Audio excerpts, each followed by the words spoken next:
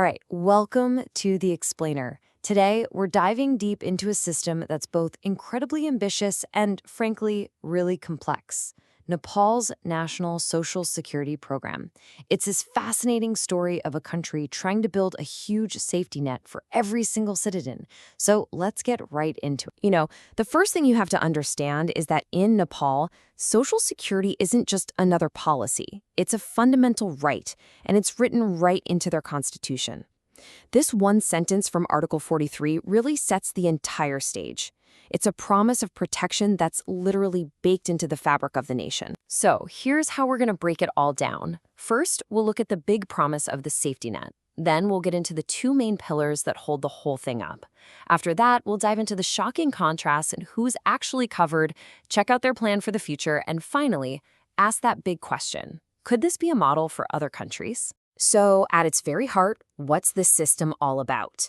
It's a promise, really. A promise to create a safety net for every single citizen to promote economic equality and social justice. And there's a special focus on protecting the most vulnerable among them from all of life's big risks, like getting old, getting sick, or losing a job. Okay, the entire system is basically built on two big ideas, or pillars. On one side, you have your contributory schemes. Just think of these as the programs you pay into, usually right from your paycheck with your employer. And on the other side, you've got the non-contributory schemes. This is that guaranteed safety net from the state, a right for people who need it, whether they've paid in or not. So we know the two pillars, but what's actually in them? How does this thing really work? Let's pop the hood and take a closer look at the engine room. All right, first up, you've got that pay-in side. This is dominated by a few major programs.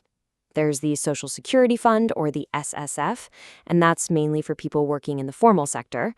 Then you have the Employees Provident Fund, or EPF, which is for retirement savings, and of course there's a separate pension system just for government employees. The idea is simple, right? You contribute while you work, so you're protected later on. Now, on the other side of the coin, you've got the state-funded safety net, and this pillar is way broader. It's got things like the Social Security Allowance, the SSA, which gives cash directly to vulnerable folks like the elderly. But it also covers a whole range of other things, from a big push for universal health care to job support programs and even school lunches for kids. This is protection as a public good. Okay, so that's the blueprint, the plan on paper. But how well does it actually perform in the real world? Well, this is where we uncover some massive contrasts. It's time to check the scorecard. And wow, this is where the story takes a wild turn. For older citizens, the system is a massive success. We're talking over 80% coverage. For children, it's also really strong at almost 66%. That's amazing. But then you get to the working age population, and the coverage just falls off a cliff. It plummets to under 10%. It's like a tale of two completely different systems. So what does that tiny percentage actually look like in real terms? It looks like this. Nearly 17 million working-age people are left completely unprotected. Think about that. The very people whose work and contributions are supposed to power the entire system are the ones most often left out in the cold, mostly because they're working in the informal economy. So why is this happening? What's causing this huge gap? Well, a big part of the problem is fragmentation. Imagine this. You've got over 70 different Social Security programs, and they're all scattered across different government ministries. The result is pretty much what you'd expect. Chaos, inefficiency, programs overlapping. It just makes the whole thing incredibly hard to manage or for people to even navigate. But it's not just about who's left out. There's another huge problem here. It's also about how well people are covered.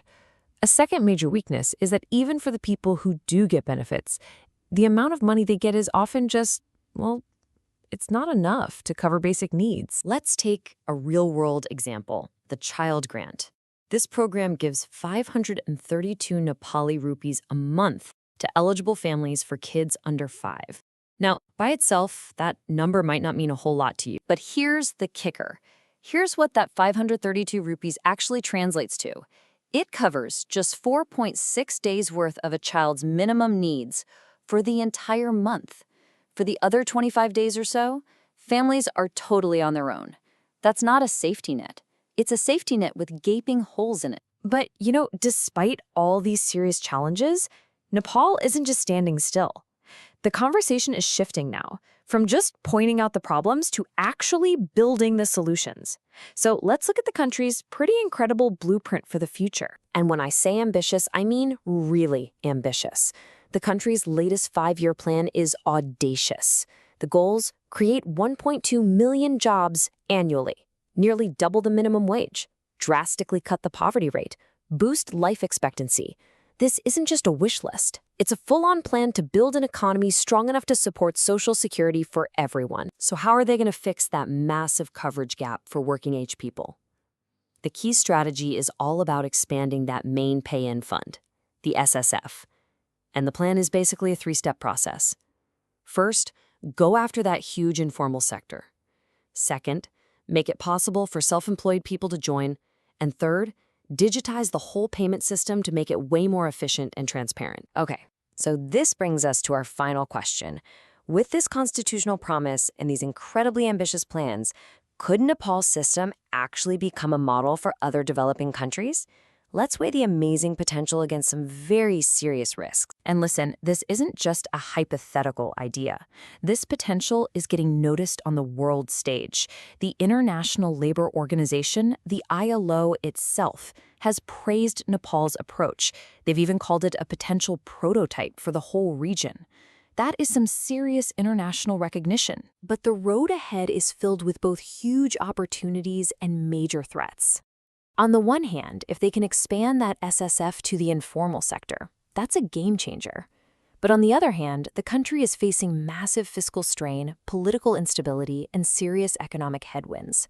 And maybe one of the biggest challenges of all, a massive and often overlooked issue, is that an estimated 6.7 million stateless people are completely invisible to the system, with no clear way in. So in the end, it all boils down to this one powerful question. Nepal has the vision, it has the constitutional mandate, it has a detailed plan, but it also faces these immense fiscal, political, and social hurdles. Can its powerful ambition overcome these daunting obstacles?